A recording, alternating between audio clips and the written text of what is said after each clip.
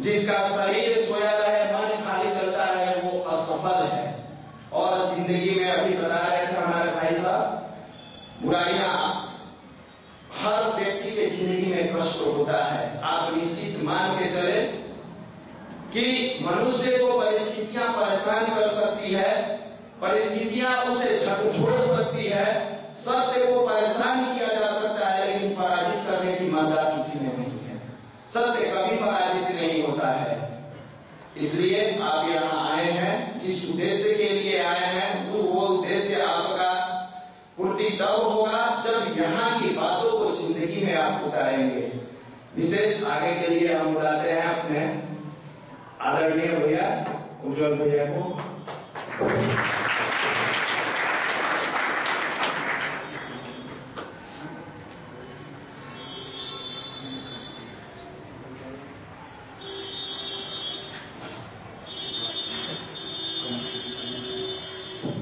कमर सीधी कर लेंगे तो हम बोलने पूरे भाव से उठते हुए स्वर्ण शोर का ध्यान करेंगे।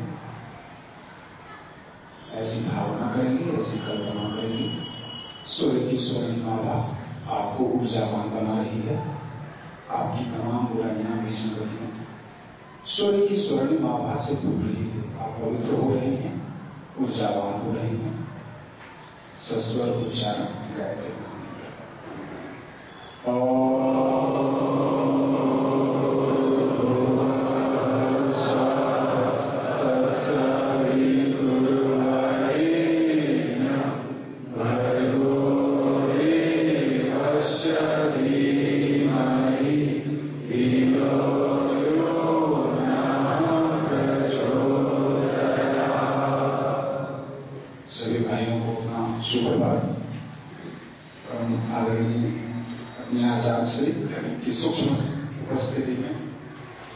सच में यकीन नहीं होगा। कॉलेज में 20-30 छात्रों का क्लास चलता है तो प्रोफेसर साहब को कम से कम 10 बार बोलना पड़ता है कि please keep silence, keep silence, keep silence. School में टीचर जाते हैं तो डस्टर पटक करके शोर होता है तो शोर से ही उसको काटने की कोशिश करते हैं, लेकिन यहाँ पे बिल्कुल जो साइलेंस बना रहता है, ये सच में इनकी सूक्ष्म उपस्थिति का ही परिचय है। अभी अपने बहुत सारे भाई आपसे बातें कर ही रहे थे। माध्यम के रूप में कोई भी आपके सामने आता है। अभी एक अपने 5 दिवसीय शिविर के भाई अपनी बातें बता रहे थे। ठीक है, कहते हैं कि गूंगे को गुड़ खिलाइए, पूछिए कि कैसा लगा। अब वो बोल तो नहीं सकता है कि कैसा लगा, उसका स्वाद उसको पता है कि कैसा लगा, उसके पास उसकी भाषा नहीं, अभिव्यक्ति का माध्यम नहीं, लेकिन स्वाद उसको पता है। तो यहां पे आने के बाद कोई पूछता है कि कैसा लगा, तो हमें लगता है आज लगभग 10-12 साल से लगातार आने के बावजूद उसको ठीक ठीक भाषा में अभिव्यक्त करना शायद मुश्किल है। इसके लिए आपको उसका रसास्वादन खुद करके ही लेना पड़ेगा। तो अभी भाई बता रहे थे, मतलब ऐसा मुझे लग रहा था कि बहुत सारी बातें को अभिव्यक्त नहीं करता है, लेकिन वो तो है, मिठास तो लगी है इनको। गूंगे को भी गुड़ खिलाए तो मीठा तो लगता ही है ना, बोल नहीं पाता है। तो ये पूरी मनीष जी आते हैं बहुत शानदार तरीके से। अभी मेरा यहाँ रहना नहीं हो रहा है, जहां हम हैं वहां पर भी अपना सिस्टम खोल करके जब और साथियों को दिखाते हैं, तो जिस ढंग से यहाँ पे आप साइलेंस होकर के बिल्कुल उसका रसास्वादन करते हैं, अपने शायद यार सच में ऐसा हो सकता है क्या? क्योंकि माहौल ही नहीं, लॉज में, हॉस्टल्स में क्या गप चल रहा है, किस तरह की चर्चा चल रही है, क्या माहौल है, हमारे सब परिचित है। और उस माहौल में कोई युवक बात करे देश, समाज, राष्ट्र, तो लगता है कि या तो ये दिवालिया हो गया या तो नेता होना चाह रहा है। दो में से एक ही बात हो सकती है। सामान्य लोग है, कोई बात ही नहीं करता। आप पेट्रोल करके देखिए ना अपने लॉज में, हॉस्टल्स में, काफी करीब से जिस स्तर की यहाँ पे बातें हो रही हैं, हम आपको बता दें कि आप यहाँ से बाहर निकल करके जाएंगे अलग अलग फील्ड में, मेडिकल में, इंजीनियरिंग में, बैंकिंग में, सिविल सर्विसेज में, कहां पर बात करने वाला है।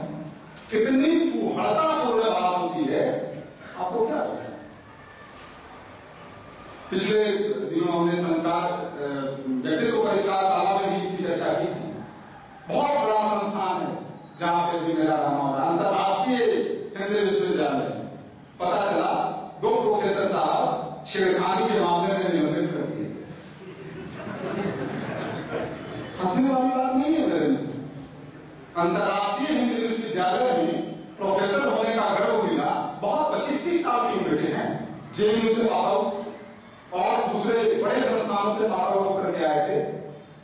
आपको चीजें तो मिली, लेकिन आपकी पात्रता नहीं थी, आप उसको संभाल नहीं पाए।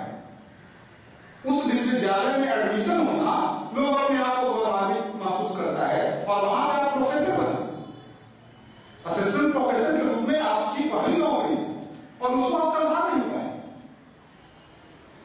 कितनी शर्मनाक स्थिति है। आप बनकर के कर क्या बंद हो गए प्रोफेसर साहब। आरोप क्या लगा?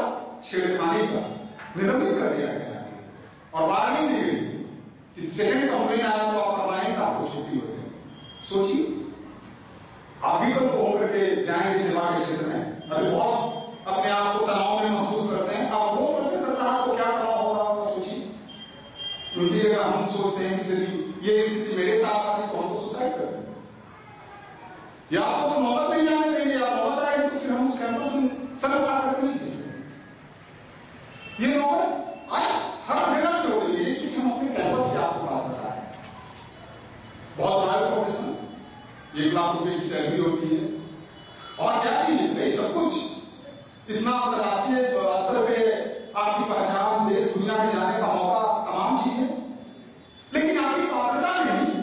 तो जैसे है ना, मनीष जी बार-बार उसका उदाहरण करते हैं, सूअर को स्वर्ग में ले जाकर के छोड़ दिया गया, तो वहां पे तमाम चीजें हैं, खाने पीने की तमाम चीजें, लेकिन वो अपना रास्ता कहां खोजता है तो देखता है कि शौचालय कहां बना हुआ है। मतलब जिसकी जैसी जो मनोवृत्ति रहेगी, उसको लाख कहीं परिस्थिति बदलने देंगे आप, तो वो चीजें बनेंगी। आप आज ही आप छात्र हैं, इस बिना पर आप कई तरह की हरकतें कर लेते हैं और अपने मन को समझा लेते हैं, अच्छा चलो ना, अभी कोई बात नहीं, अभी सब चलता है, बाद में ठीक करेंगे। लेकिन ऐसा होता नहीं है। ये आदत धीरे धीरे धीरे धीरे आपकी अंतर्वृत्ति में शामिल हो जाती है और फिर आप चाहे भी आप वैसा ही काम करते हैं जो शायद स्वीकार्य नहीं है किसी भी समाज में। इसकी तैयारी अभी से करनी पड़ेगी और इसके लिए कोई हमें बताता है। सारे लोग आपको कहेंगे खूब मन लगा के पढ़ो बाबू, कुछ ही दिन तो पढ़ना है। अरे बाबूजी बहुत मेहनत से चावल गेहूं बेच करके आपको पैसा देते हैं, थोड़ा दिन मन लगा करके पढ़ो। मन लगे कैसे? कोई बताता ही नहीं। आपके टीचर्स भी आपसे बार-बार अपील करते हैं, अरे यार थोड़े दिन की बात है, थोड़ा कंसंट्रेट कर लो, मन लगा करके पढ़ो। अरे चाहते तो हम भी हैं सर कि मन लगा करके पढ़ो, कंसंट्रेट कैसे करें ये तो बताइए।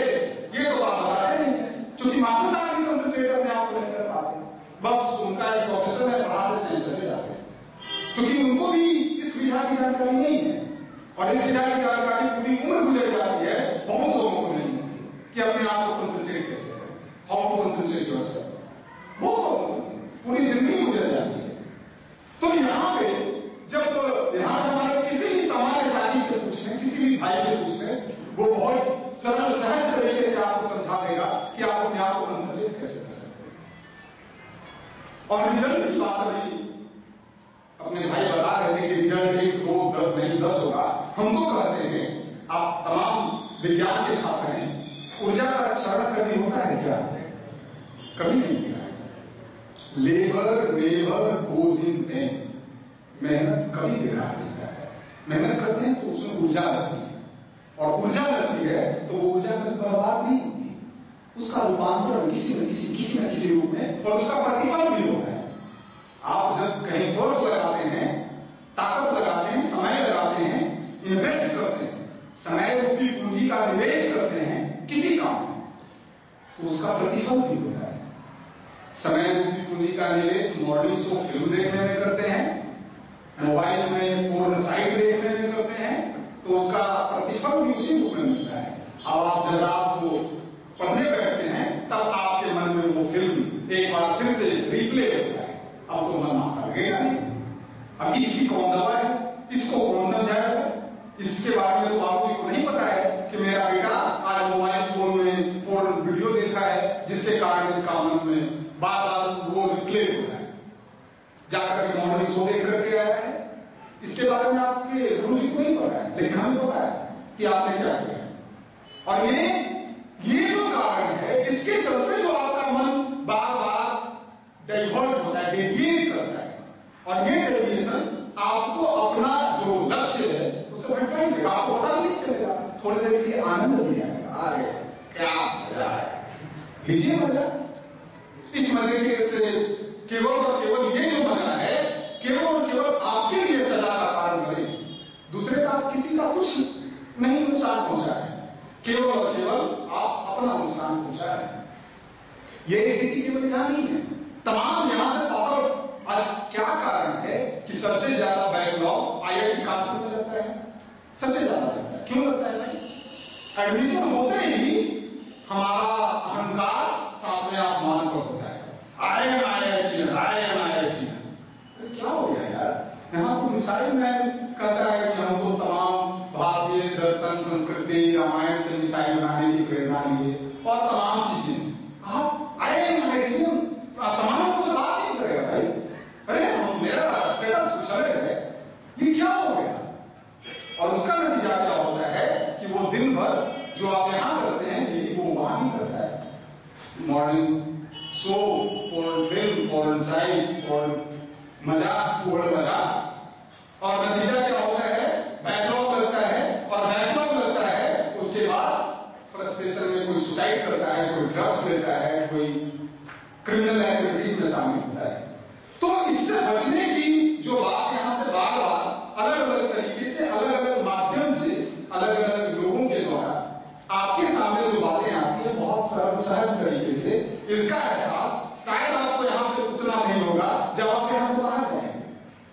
जब आप यहां से बाहर निकलेंगे और उन तमाम तनाव और निराशा भरे माहौल में को जब आप करीब से देखेंगे, तब लगेगा कि यार यहाँ पे भी कुछ ऐसा होना चाहिए था, युवा मंडल टाइम से।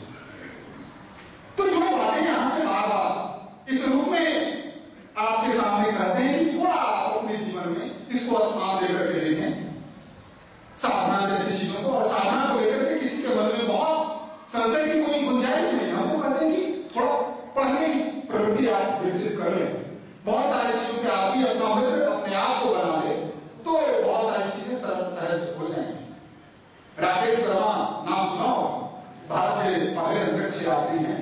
आज भी यूट्यूब पर पूरा उनका आधे घंटे का वीडियो पड़ा है, चाहे तो आप देख सकते हैं। हमसे आपसे तो ज्यादा विज्ञान जरूर पढ़े हैं, और अंतरिक्ष में भारत की ओर से जाने वाला पहला इंसान। और वो कहता है, भाई मंच से कहता है, सार्वजनिक मंच से कहता है, वो तो साक्षात्कार के दौरान ही उन्होंने कहा, एकदम आधे घंटे का। आप चाहे युवा मंडल की साइट पर उसका लिंक है, आप देख सकते हैं। कहता है यार ये अध्यात्म की बातें जो आप लोग करते हो, तो विज्ञान जहां समाप्त हो जाता है वहां से अध्यात्म की पाठशाला शुरू होती है। इसलिए ये हम जैसे साधारण लोगों के समझ के बाहर की बात कौन करता है? जो विज्ञान के एक शिखर पर पहुंच चुका है वो इंसान करता है कि अध्यात्म इतनी सरल सहज चीज नहीं है जितना इसे लोग समझते हैं। तो विज्ञान की पराकाष्ठा के बाद अध्यात्म की शुरुआत होती है। और हम चूंकि तमाम पढ़ने लिखने वाले लोग हैं, मैट्रिक से लेकर के यहाँ पे पीजी तक के तमाम छात्र हैं, इसको विज्ञान की परिभाषा के तौर पर ही समझें कि आपको अपनी मानसिक ऊर्जा का सदुपयोग अधिकतम करना है, तो इसके लिए आपको अपने आप को एकाग्र करना ही होगा।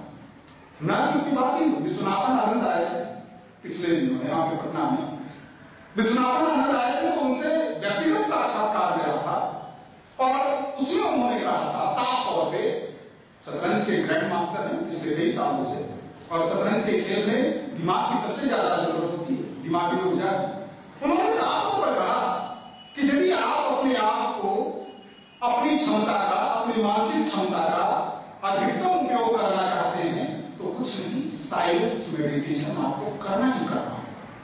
जैसे आप यदि 6 पैक तैयार करना चाहते हैं फिजिकल फिटनेस के लिए, एकदम थोड़ा सिक्स पैक सलमान खान और आमिर खान टाइप से, तो आपको जिम में जाकर डंबल उठाना ही उठाना होगा।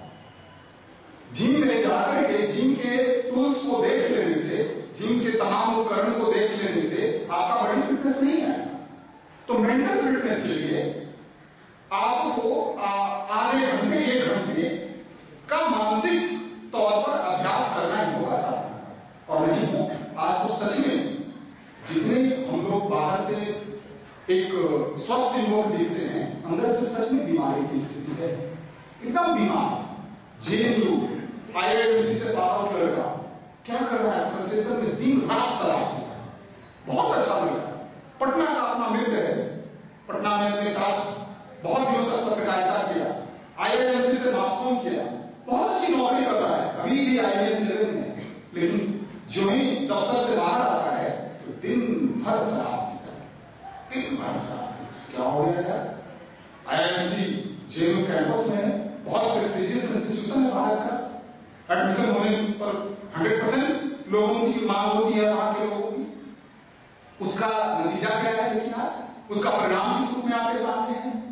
तो इस बात को लेकर के हमें बहुत पीड़ा होती है भाई कि सच में यदि नौकरी सब कुछ सॉल्यूशन होता तो अब तो ये नौकरी भी कर रहा है, अच्छे संस्थान से पास आउट होकर के निकल गया है, दिन भर शराब के रसल में डूबा हुआ है। क्या हो रहा है? हम ऐसा संभ्रांत बन के क्या करेंगे? इससे तो अच्छा है कि हम गांव के सामान्य किसान के तौर पर मिले। अपने मिशन का एक बड़ा बढ़िया संगीत है, पिछले दिनों अकेले में आदमी बहुत सारी चीजें तलाशता है, तो साइड पर एक संगीत का पूरा वीडियो, उसमें एक संगीत है मन रे बन जा कुशल किसान। अपने तमाम हॉस्टल के छात्रों के साथ हम इसको बहुत लाउड आवाज में इसको बजाते हैं, और उसका जो भाव है आप कभी सुन करके देखें। सच में हम कहते हैं कि ऐसा संगीत आपके जीवन में क्रांतिकारी बदलाव ला सकता है। आप कभी सुनकर तो देखिए, इसका ऐसा स्वादन लेकर के देखें। ऐसा भाव शायद कितना बढ़िया से समझाने की कोशिश की गई है पूरे मानव जीवन को कि आप मानव जीवन में, मानव जीवन की तुलना खेत से की गई है।